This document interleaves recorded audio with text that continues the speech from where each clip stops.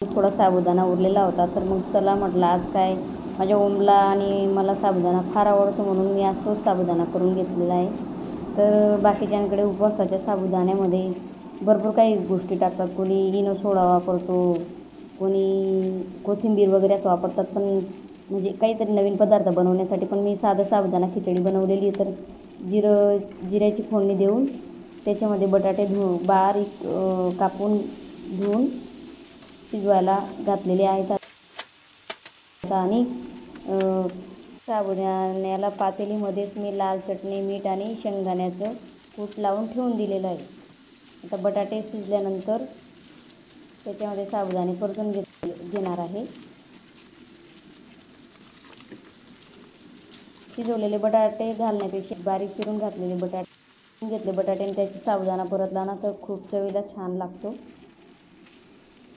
आणि आज असंही म्हटलं भाजीचं टेन्शन त्याच्यापेक्षा जरा उरलेला साबुदाणा आहे तोच बनवून घेऊ. बाकीची कालची पारण्याची पुरणपोळी उरलेली होती ती बाकीच्यांनी खाल्ली.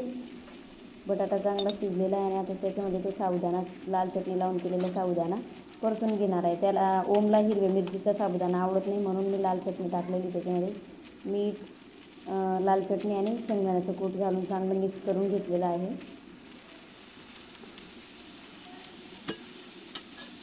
चांगला परतून घेते. परतल्यानंतर ताट झाकून ठेवला की झाला आपला साबुदाणा एकदम मोकळा झालेला आहे. माझे ब्लॉग आणि व्हिडिओ येत नव्हते म्हणून खूप म्हणजे चॅनल माझं लॉसमध्ये जात होतं. तर आता मी रेसिपीचे ब्लॉग चालू केलेले आहे. तर रेसिपी साधी आणि सोपी सरळ आहे. जर आवडल्यास तुम्ही लाईक, शेअर, सबस्क्राईब करायला विसरू नका. खानदेशी भाषेतच माझे व्हिडिओ असतात, म्हणजे खानदेशी मिक्स मराठी.